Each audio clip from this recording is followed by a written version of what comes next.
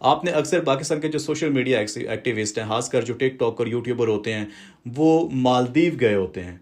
Maldives basically एक tourist country है। आपने मुताला पाकिस्तान में भी पढ़ा होगा कि मालदीव जो है वो 2000 से ज़्यादा जो छोटे छोटे आइसलैंड हैं उनसे मिल के एक कंट्री बना हुआ है। उसकी इकॉनमी सारी की सारी टूरिज़म के ऊपर चलती है, टूरिज़म के ऊपर उसकी इकॉनमी बेस करती है। और वहाँ पे सारी दुनिया से लोग जाते हैं बिकॉज़ आप जजीरे हैं वहाँ पे, और होटल हैं, ग्रीनरी है, दरख्त हैं, आबशारें हैं, चश्मे हैं, इस तरह की चीज़ें हैं।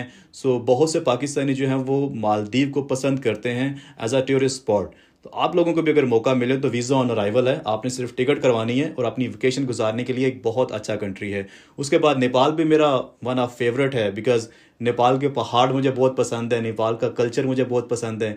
इसके अलावा बाकी कतर तो ऑब्वियसली आपके सामने एक अरबिक कंट्री है, मैं गल्फ में रह चुका हूँ। ओमान, दुबई, कतर, बहरीन, ये सारे कंट्री मैंने घूमे हुए हैं। तीसरे